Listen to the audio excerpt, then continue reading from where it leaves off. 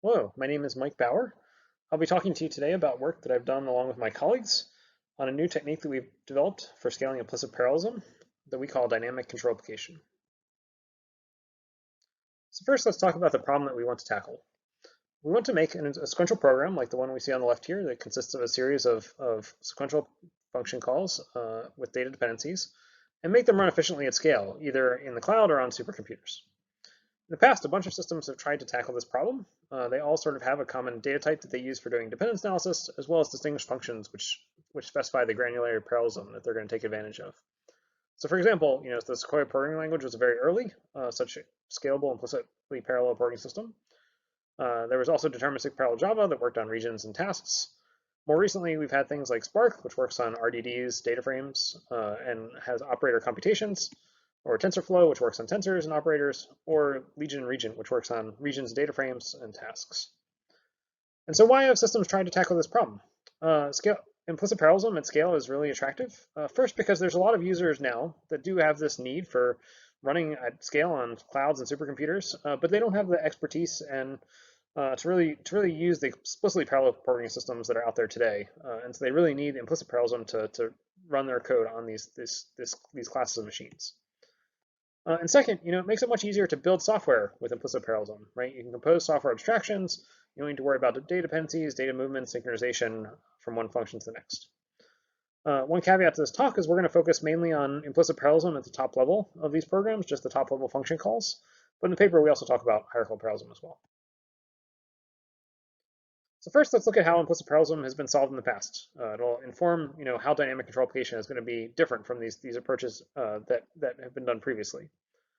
So first, let's say we have this sequential program, we want to run it at scale. The most common way that this has been done is you sort of run this program on a controller node somewhere in your distributed system, and you do some dependence analysis on this, and then you run your functions in parallel on various different worker nodes.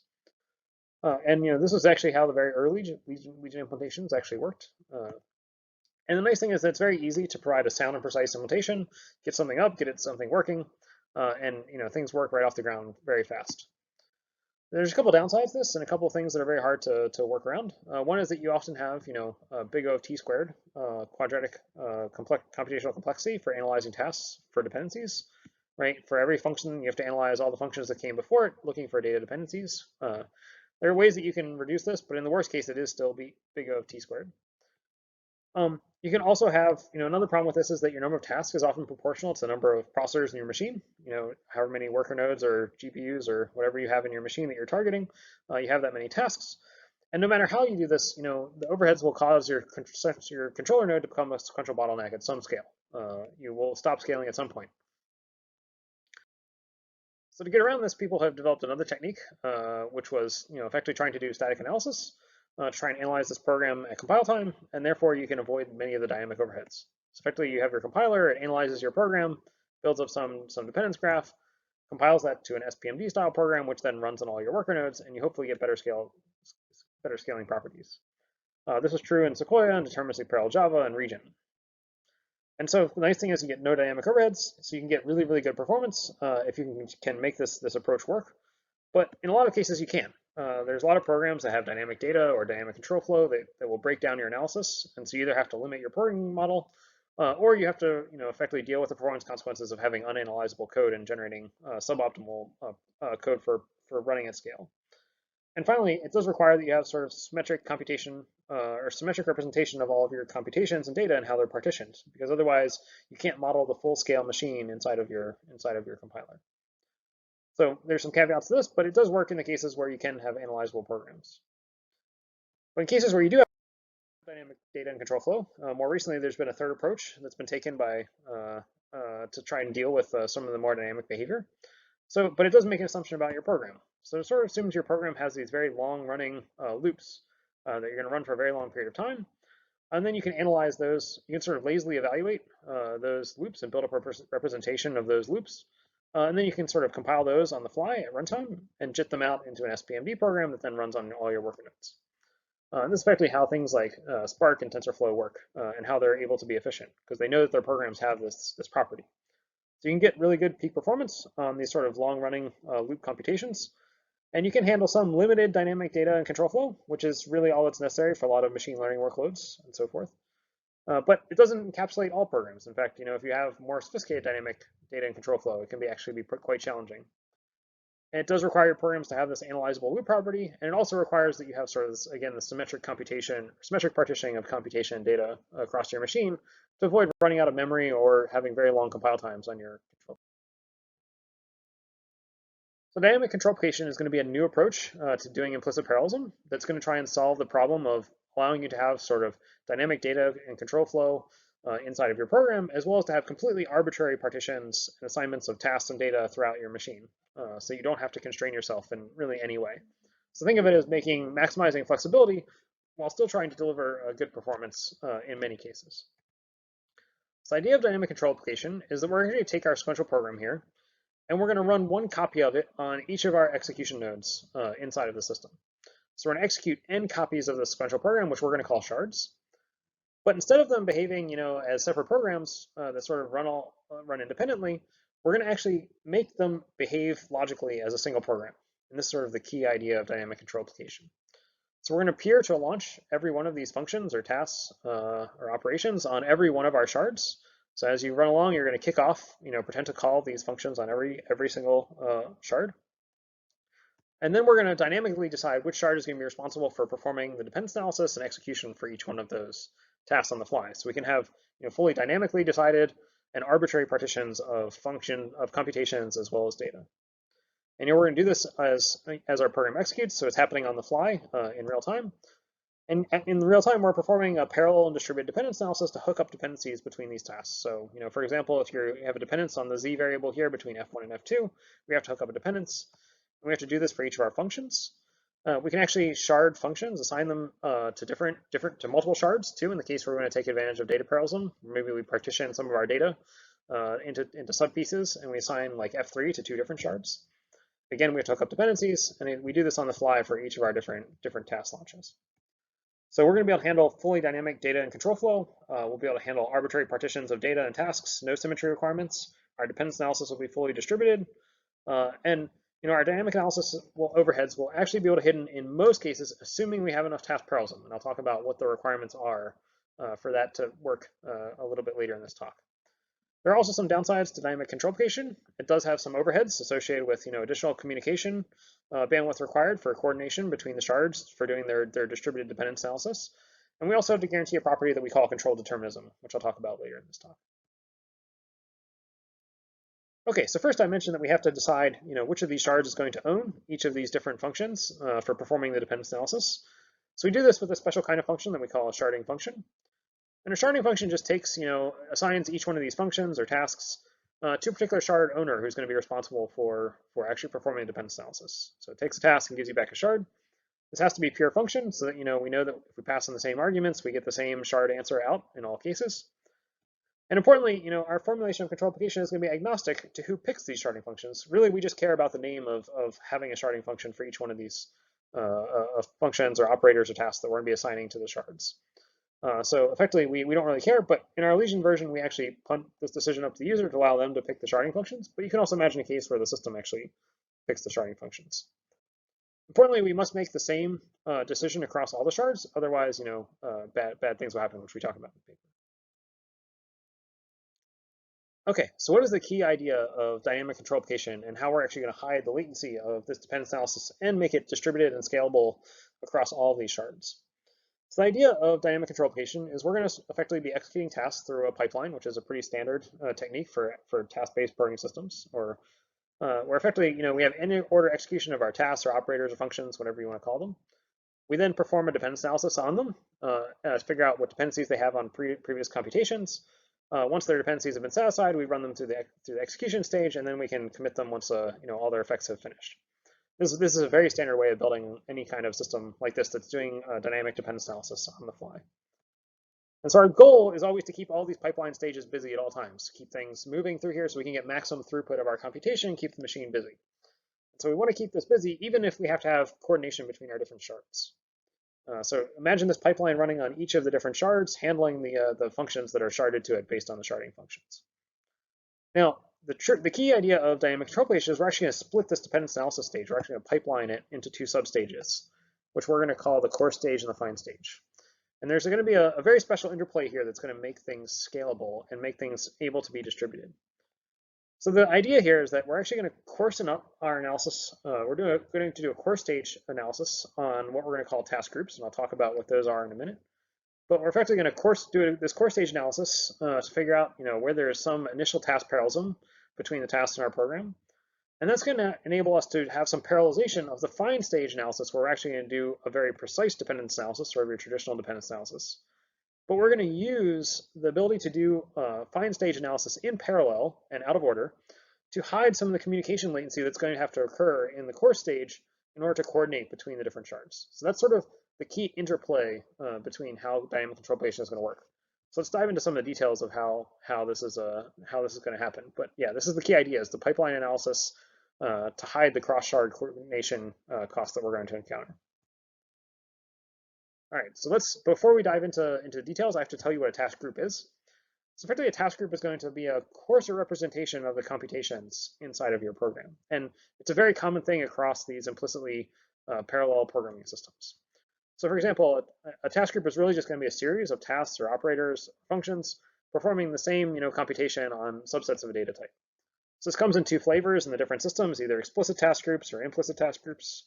In deterministic parallel Java and Regent, it looks like loops over function calls, the same function call operating on, say, subsets of data in a partitioned subregion. In Sequoia, this was a mapper operation over subsets over tiles of arrays. In Legion, it's index-based launches over subregions. In Spark, it looks like creating partitions on RDDs that you can then run operators on over those partitioned RDDs. TensorFlow, there is no API for partitioning. Effectively, the system picks it all, but it then runs computations over partitioned tensors. And effectively, you just launch computations over full data sets, but then the task group is running over those implicit partitions inside of the systems. So the idea of a task group really exists in all these scalable, implicitly parallel programming systems, and so we're not really introducing anything new. We're just going to take advantage of it in a slightly different way here. Okay, so we know what a task group is now, and now I can use that to describe what the core stage dependence analysis is actually doing. So the idea of the core stage dependence analysis is that we're going to perform the dependence analysis at the granularity of task groups instead of tasks. So for one of our shards, it's running along, it's seeing task groups that are launched off, and it's building up a dependence graph based on what data each of those different task groups are going to be using. In the common case, these task groups are going to contain about big O of n, tasks and the number of nodes and/or processors inside of your system. And so the nice thing about this core stage analysis is it's going to be what we call scale-free, which means that the cost of doing this core stage analysis is independent of the scale of the machine that you're running on. This is very important because what it means is that no matter how big the machine is that you're running on, you're not going to incur any additional costs for doing this core stage. It's a property of only of your program and not of the machine that you're running on. And what that allows us to do is it makes it cheap enough to actually run this analysis on each of the different shards in parallel and independently. So each shard can see the same series of task launches, group them together into task groups, do the analysis and build up this graph together independently. And they can all do this very, very efficiently. Importantly, this analysis must be sound, but you can actually be a little bit imprecise here. You can actually over-approximate the data used by these task groups. It'll just cause some additional dependencies on the fine stage analysis, but the precise analysis in the fine stage will still get your ultimate task dependencies exactly precise. So you'll notice here in these graphs that there's actually two kinds of arrows. There's actually arrows with green bars to them and ones without. The ones without are what we call shard local dependencies, which means that they're effectively satisfied when your previous task group on your local shard has finished its fine stage analysis. And there's also the ones with the green bars, which are what we call fenced dependencies. And they're satisfied when the previous task group across all the shards have finished their fine stage analysis. You should naturally be asking why we actually need these. So let me explain why we have these two different kinds of dependencies. So there's actually two cases, right? The one with shard local dependencies and one with the cross-shard dependencies. So if we expand out, the individual tasks inside of these task groups and actually look at, the pattern dependencies between these two task groups, you can actually see, in the shard local case, what it means is that there are no dependencies between tasks that cross between two different shards between the two task groups. So you can see all of the dependencies here inside of the individual tasks are local to the shards, right? The blue boxes, which describe the actual shards. And so what that means is that you actually don't need any coordination between different shards to hook up the dependencies between two task groups. And so we just need a sort of a shard local dependence in this case. And we can do this analysis symbolically, which is a combination of using the data that's being used by these task groups as well as the sharding functions that are being applied to those task groups. And this is actually the reason that we give sharding functions names, is that we can do this analysis symbolically. Now, in the cross-shard dependence case, what that means is that we actually have dependencies that span between two different shards, right? So we can have tasks that depend on other tasks in different shards across these two task groups. And so we need a fence to ensure that all of the tasks in the first task group have gone through the analysis before we can start the fine stage analysis for any of the tasks in task group 2. And that has to apply across all the different fences. You might imagine an alternative here, which is we actually try to compute an interference test, which actually looks for any task in task group 2. We try to test it against all the tasks in task group 1 for looking for overlapping sets of data. But the problem with that is that it actually destroys our scale-free analysis property, right? Each shard would then be performing analysis that's big O of n, approximately in the number of tasks in that private task group, which is often proportional to the size of the machine. And that sort of makes it intractable to actually make this analysis scalable. So instead what we do is we have these shard fences, which effectively mediate across all the shards and really only require a log n cost, which is effectively the cost of the collective operation to synchronize across the shards for these different task groups. Okay, so how do we actually, that's the core stage analysis, which actually is producing these task groups on the fly and their dependence analysis, and then allowing them to proceed through the fine stage once all of their core stage analyses or core stage dependencies have been satisfied. So when we get to the fine stage, once a task group has had all of its core stage analyses, core stage dependencies satisfied, we evaluate the sharding functions for that satisfied task group, get which individual tasks are assigned to our shard, we perform their dependence analysis, and then we can hook up the point tasks or individual tasks inside of those task groups. So this should give you now the crucial insights that allow us to make our dependence analysis scalable. Right, effectively, what we've enabled is first, these cross-shard fences are only applying to individual task groups. Right, they're not barriers. They don't apply to all the tasks in the program.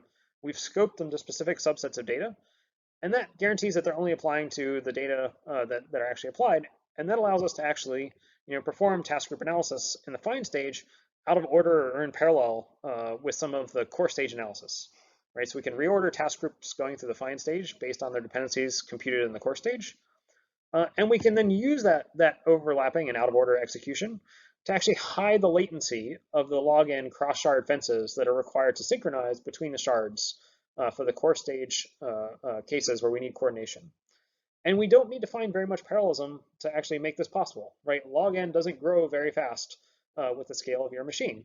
And so you only need a modicum amount of task parallelism in order to make this really tractable and scalable. And we found that the vast majority of programs actually have plenty of task parallelism to actually hide this latency and make it efficient. Okay, so one last property of control application that I need to describe in order so that you can actually understand the conditions under which it actually works.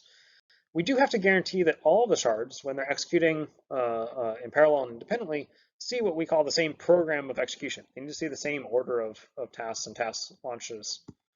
So for example, let's say I have a sequential program that looks like this, right? Where I have a function f1, I invoke a random number generator. If it's less than 0.5, then I launch f2, and finally I launch f3. Right? This actually gets us into trouble because we actually could see different programs on different shards, right? So maybe node 0 and node 1 evaluate to a random number generator less than their random number generator evaluates to less than 0.5, but on node 2 it doesn't, right? And so we don't get an f2 task launch here. This is actually very bad, and it causes all sorts of complications that make it really hard to implement control application.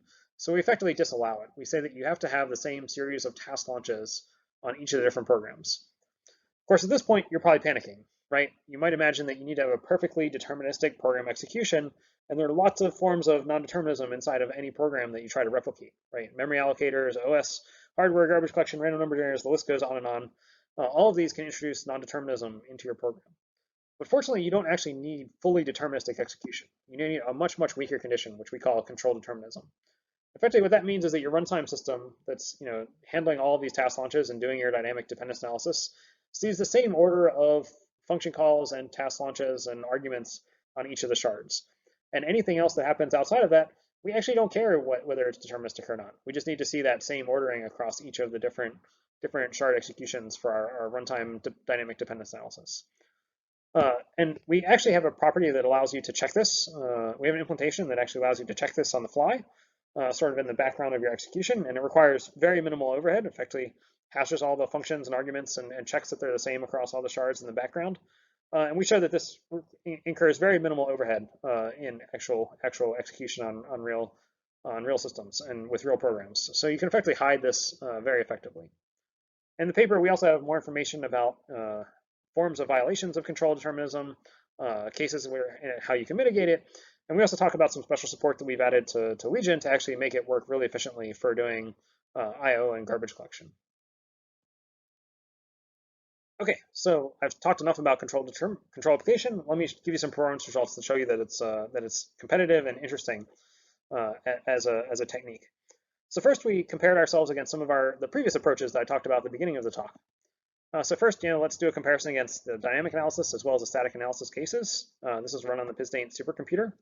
We have a circuit simulation here, and we're doing weak scaling. So very flat lines are very good. Plotting throughput, higher is better. And you can see, effectively, the no control application case, sort of the dynamic analysis case, is in purple. The static analysis case is in blue, and the dynamic control application case is in red. You can see that we get pretty much equal scaling with the static analysis case, and of course the no control application case with dynamic analysis tails off right around 32 nodes and stops scaling. And so we continue to scale with dynamic control application and pretty much in line with static analysis. We also did the same circuit simulation with a strong scaling benchmark to try and measure how our overheads. You can see here again, no control application tails off right around 32 nodes, but static and dynamic control application keep scaling. Dynamic control application scales almost as well as static control application, but it drops off a little bit beforehand because there are some constant time overheads associated with the dynamic analysis compared to static control application. And finally, we want to do a comparison against the lazy evaluation of TensorFlow. And so you can see an example, and we're also comparing its dynamic analysis here, the no control application case. So we ran ResNet 50, training it on up to 768 GPUs using model parallelism. And so you see the TensorFlow line is in blue, which is actually hidden behind the line in red, which is the dynamic control application case using a system called FlexFlow that I'll tell you about in just a second. And you can see they're pretty much right in line perfectly with each other out to 768 GPUs, whereas the case without doing dynamic analysis, without control application, stops scaling right around 48 GPUs. And if you're interested in more results comparing against even explicitly parallel programming systems like MPI, you can visit our paper for more details on that. Dynamic control application has also enabled us to do new computational science. So we've had some systems built on top of Legion for doing computational science, and we've been able to do all sorts of new things using dynamic control application. So for example, we have a framework called SolAX, which is a multiphysics solver framework. It models all sorts of multiphysics properties like radiation, fluid dynamics, particles, and so forth. You can see this is effectively the coarse-grained graph for a SolAX program. You can see dependencies going back and forth between the different phases. And we can actually get very, very good weak scaling with this now using dynamic control application. And importantly, we really need the arbitrary partitioning of data and tasks to really make this work well on a machine like Sierra running on 1,000 GPUs on 256 nodes. Similarly, there was another system built on top of Legion called the Hypersonic Task-Based Research Solver, which does another kind of multiphysics simulation, although very different than SolAX for doing hypersonic flows. And that also has been able to now get about 95% parallel efficiency running on 512 GPUs on the Lawson supercomputer. And so these are results that we're not capable of achieving before dynamic control application. And finally, dynamic control application has enabled us to build all sorts of new programming systems on top of Legion. So I mentioned FlexFlow before. FlexFlow is a framework for deep learning, effectively for handling very, very large networks that can't be partitioned in the normal way using data parallel partitioning. FlexFlow uses an MCMC search to discover very unusual partitions of tasks and data, which is why it needs dynamic control application, because it needs that arbitrary partitioning support. And so here's a benchmark, the Candle UNO network, which is used for drug discovery. Effectively has a really huge number of weights, 768 million, which can't fit inside of a single GPU. And so data parallel partitioning does not scale very well, as evidenced by the TensorFlow line here. But FlexFlow finds a really unusual partitioning strategy to find a good way to scale the training of this network. out to 768 GPUs, and it really relies on dynamic control applications' arbitrary support for partitioning of both tasks and data to make that possible. And you see we're getting up to about 15x faster than TensorFlow, or 15x better scaling. Another system we built is called Legate NumPy, effectively as a drop-in replacement for the popular Python library NumPy. And what it does is it translates NumPy code into the Legion programming model. And it really requires the support of dynamic control application because NumPy programs have arbitrary control flow, arbitrary data that's loaded. And so we really need to have dynamic control application to make this scalable. As evidence of how powerful this is, here's a weak scaling of logistic regression against another system called Dask, which effectively has the controller worker model where you have one controller node running your program and spawning off tasks onto worker nodes. So what you can see is that comparing CPU Legate implementation to CPU-only Dask implementation, we're about 11x faster than Dask, and we can scale much better as we increase out to 64 nodes here.